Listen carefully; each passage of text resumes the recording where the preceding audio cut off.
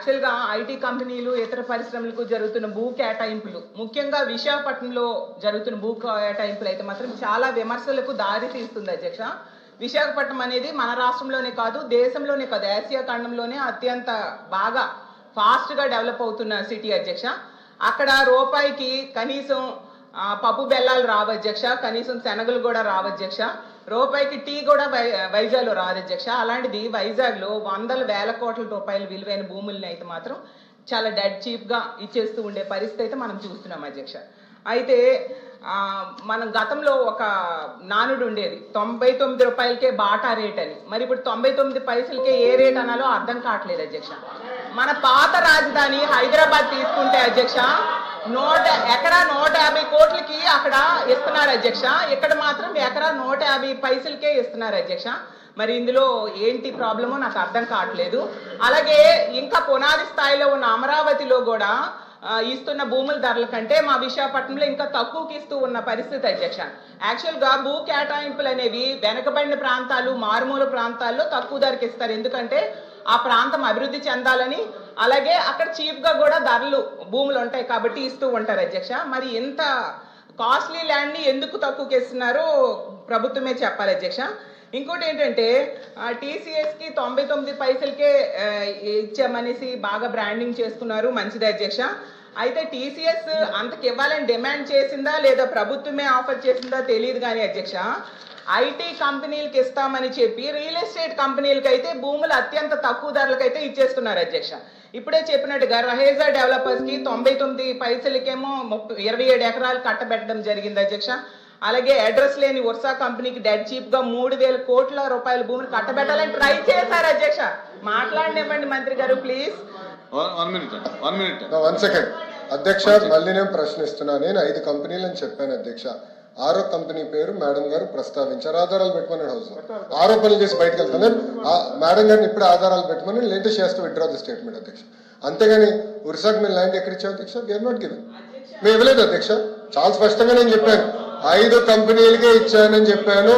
ఒరిస్సాకి నేను ల్యాండ్ ఇచ్చానని మేడం గారు నిరూపిస్తే no problem, I will withdraw my statement. లేదంటే మేడం గారు స్టేట్మెంట్ విత్డ్రా చేయాలి, లేదంటే ఏదో ఆరోపణ చేసి మేము బయటకు వెళ్ళి తప్పించడం మేము ఒప్పుకోవడానికి సిద్ధంగా లేదు. We are not willing to take that. ఒరిస్సాకి అంటున్నారు అధ్యక్ష, చేసేది కరెక్ట్ కాదు అధ్యక్ష. మేడం గారు వివరాలు ప్రజల ముందు పెట్టమని కోరుతున్నారు అధ్యక్ష. మాధవరావు ఇప్పుడు సెకండ్ సెక్రటరీ మాట్లాడుతున్నారు, మీరు లేచి మాట్లాడతారు ఎందుకు? నా కూర్చోండి మంత్రి గారు. 1 మినిట్ అమ్మా. అమ్మా 1 మినిట్ మంత్రి.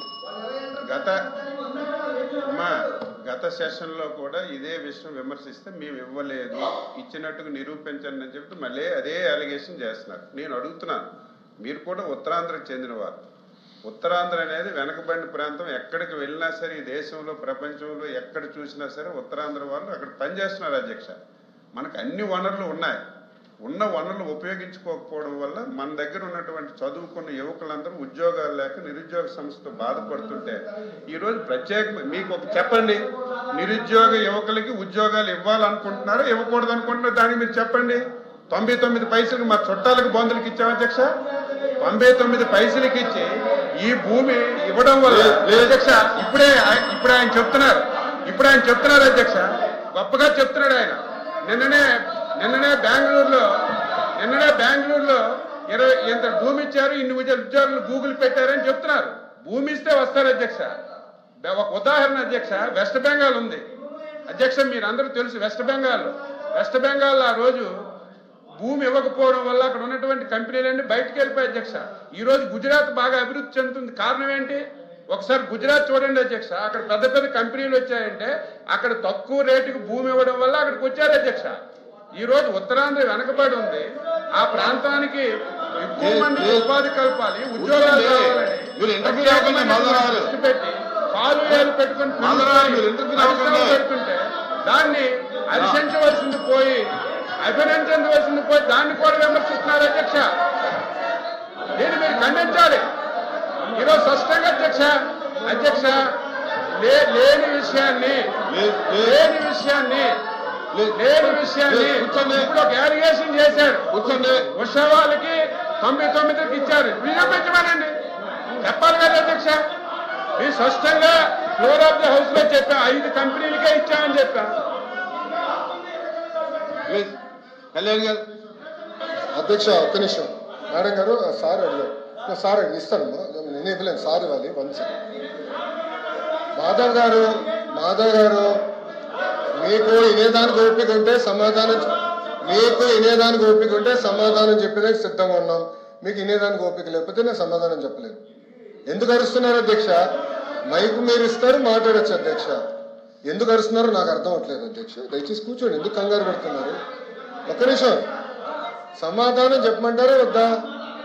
ప్లీజ్ మాధవ్ గారు మీరు అడిగిన ప్రశ్నకి సమాధానం చెప్పమంటారా వద్దా? ప్లీజ్ దయచేసి మెంబర్స్ కూర్చోండి. నేను సమాధానం చెప్పలేను సార్.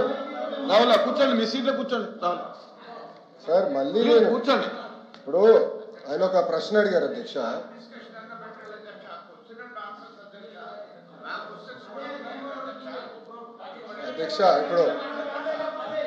అధ్యక్ష నాకు సమాధానం చెప్పాలి అధ్యక్ష, ఎందుకంటే మంత్రి గారు మాట్లాడతారు. కూర్చోండి వీర్రాజు గారు కూర్చోండి. అధ్యక్ష ప్లీజ్ మెంబర్స్ కూర్చోండి. అమ్మా 2000 మాట్లాడదు కూర్చో. అధ్యక్ష ఇప్పుడు అడిగిన ప్రశ్నకి నేను సమాధానం చెప్తున్నాను. ఓకే, మీరు అడిగారు ఇంకా కొన్ని కంపెనీలు ఆంధ్ర రాష్ట్రానికి తీసుకురండి, లేదంటే పక్క రాష్ట్రాలకు వెళ్తున్నాయి. ఎస్, ఇప్పుడు ఈరోజు భారతదేశంలో 100 రూపాయలు పెట్టుబడి వస్తే దాంట్లో సుమారుగా 25.3 రూపాయలు ఆంధ్ర రాష్ట్రానికి వస్తున్నాయి. 25 పూర్తి చేయండి సార్. కూర్చో స్వామి. సార్ వినవే స్వామి. అదే గారు ఇప్పుడు ఓకే, మరో సభ్యులు ఒకటి ఆలోచించాలి అధ్యక్ష. ఇప్పుడు ఒకసారి ఆలోచించాలి అధ్యక్ష. ప్లీజ్ మాధవ్ గారు లెక్కల్లోకి వెళ్తే 151 11 అయినాయి. టీమ్ 11 తయారైంది. అది కూడా మాట్లాడదామా, డిస్కస్ చేద్దామా? ఓకే, మీ సీన్ రిపీట్ అవుతుంది, ఎందుకు కంగారు పడుతున్నావు అధ్యక్ష? ఇప్పుడు ఇట్లా వెళ్తే ఆనాడు హెరాస్ చేయలేదు అధ్యక్ష. 2019 నుంచి 24 వరకు మోహన్ దాస్ పై గారు ఏమన్నారు? There is economic terrorism in Andhra Pradesh అన్నారు. మీరు ఇట్లనే అమర్ రాజా బ్యాటరీని హెరాస్ చేస్తే వాళ్ళు వెళ్ళి ఎక్కడ పెట్టుబడులు పెట్టారు? తెలంగాణ రాష్ట్రంలో పెట్టుబడి పెట్టారు. వెళ్ళలేదు. ఎక్కడికి వెళ్ళింది ఆక్సిజన్ మెత్తలు? ఎక్కడికి వెళ్ళింది? మాధవ్ గారు మీరు వాస్తవాలు తెలియకుండా మీరు మాడటం కరెక్ట్ కాదు. ఆర్సిలర్ మిత్తల్ ప్రాజెక్ట్ ఉత్తరాంధ్రకు వస్తుంది. మేము భూములు కేటాయించాం, ఎన్వైరన్మెంటల్ క్లియరెన్స్ చేయించాం. పక్క రాష్ట్రాల్లో 10 సంవత్సరాల ప్రాజెక్ట్ ముందరికి వెళ్ళకపోతే ఇక్కడ ఉన్న మా మంత్రి టీజీ భరత్ గారి నాయకత్వంలో 16-17 నెలల్లో వాళ్ళని తీసుకొచ్చాం. That is going to be India's largest steel plant. ఒక విశాఖపట్నంలో 2వ స్టీల్ సిటీ మేము కట్టబోతున్నాం. ఎందుకు కంగారు పడుతున్నారు? ఎందుకు అధ్యక్ష? అన్ని ప్రశ్నలకు సమాధానం చెప్తున్నా. మాధవ్ గారు కొంచెం బీపీ ఎక్కువైంది, బీపీ బిల్ ఇవ్వండి, కొంచెం కామ్గా ఉంటారు. ఇప్పుడు ఆయన గూగుల్ గురించి ఒక ప్రశ్న అడిగారు అధ్యక్ష. న్యూస్లో వచ్చింది, గూగుల్ ఎక్స్పాన్షన్ ఒక రాష్ట్రంలో చేస్తున్నారు. అక్కడ ఏం రాశారు? చాలా స్పష్టంగా ఆఫీసు అద్దెకి తీసుకుంటున్నారు అని వాళ్ళు చెప్పారు. ఇప్పుడు నేనేమంటున్నాను అంటే అధ్యక్ష, దాన్ని పూర్తి చేయమంటారా? ఎల్ఓపి గారు, you can not dictate terms. Let me answer my question. Madhav గారే ప్రశ్న వేస్తారు, మాధవ్ గారే సమాధానం అధ్యక్ష, బేసికలీ నాకు అర్థమైంది ఏంటంటే ఆంధ్ర రాష్ట్రానికి పరిశ్రమలు రాకూడదు అనేది ఒక లక్ష్యంగా పెట్టుకుంది వైకాపా పార్టీ. ఉన్న పరిశ్రమలు తరమేయాలని ఒక లక్ష్యంగా పెట్టుకున్నారు. అధ్యక్ష, నేను సూటిగా ప్రశ్నిస్తున్నా, టీసీఎస్ కి భూమి ఇస్తాం తప్ప, కాగ్నిసెంట్ కి భూమి ఇస్తాం తప్ప, మదర్సన్ కి భూమి ఇస్తాం తప్ప. It is the government policy. Government ఏ నిర్ణయం తీసుకుందంటే పక్క రాష్ట్రాలతో మనం పోటీ పడాలి. విశాఖపట్నంలో ఐటీ ఎకో సిస్టమ్ లేదండి. It is a fact. IT ecosystem ఎక్కడుంది? మీరు 5 సంవత్సరాలు ఏం చేశారు? ఒక కంపెనీ పట్టుకొచ్చారా విశాఖపట్నం? సరిగ్గా ఇన్ని మాటలు మాట్లాడతారు. మేము 18 నెలలు పట్టుకొచ్చాం, 18 నెలలు ఇన్ని కంపెనీలు పట్టుకొచ్చాం. ఆర్సిలర్ మిత్తల్ విశాఖపట్నానికి వచ్చింది. ఈ రోజు టీసీఎస్ విశాఖపట్నానికి వచ్చింది, కాగ్నిసెంట్ విశాఖపట్నానికి వచ్చింది. ఈ రోజు పెద్ద ఎత్తున రియల్ ఎస్టేట్ డెవలపర్స్ మేము పట్టుకొస్తున్నాం విశాఖపట్నానికి. వాళ్ళకి మార్కెట్ ప్రైస్ వాళ్ళకి భూములు కూడా కేటాయిస్తాం జరుగుతుంది. Yes, it is a policy of this government. మేము ఇన్ఫ్రాస్ట్రక్చర్ బిల్డ్ చేయాలి. టూరిజం మంత్రి గారి నాయకత్వంలో టూరిజం పాలసీ కింద హోటల్స్ మేము కట్టాలి. ఎందుకంటే అధ్యక్ష, మేము నేను ఐపీఎల్ మ్యాచ్ జరిగినప్పుడు వెళ్ళా, అక్కడ ఒక ఫీడ్బ్యాక్ వచ్చింది, ఇక్కడ హోటల్స్ లేవు, ఉండాలంటే మాకు హోటల్స్ లేవని వాళ్ళు కూడా ఫీడ్బ్యాక్ ఇచ్చారు. హోటల్స్ కూడా కట్టాలి, కన్వెన్షన్ సెంటర్ కట్టాలి, ఒక ఎకో సిస్టమ్ ఏర్పాటు చేయాలి. అధ్యక్ష 1994 నుంచి 2004 మధ్యలో కూడా ఆనాటి ముఖ్యమంత్రి చంద్రబాబు నాయుడు గారు అతి తక్కువ ధరలో ఆనాడు హైదరాబాద్ లో భూములు కేటాయించారు కనుకనే ఐఎస్బి హైదరాబాద్ లో ఉంది, మైక్రోసాఫ్ట్ హైదరాబాద్ లో ఉంది, ఇన్ఫోసిస్ హైదరాబాద్ లో ఉంది, టీసీఎస్ హైదరాబాద్ లో ఉంది.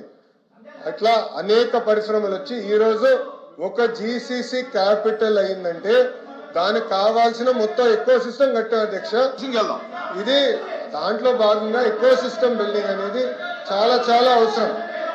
ఎకో సిస్టమ్ లో హోటల్స్ రావాలి, హాస్పిటల్స్ రావాలి, సోషల్ ఎకో సిస్టమ్ క్రియేట్ చేయాలి, కంపెనీకి వాక్ టు వర్క్ క్రియేట్ చేయాలి అధ్యక్ష.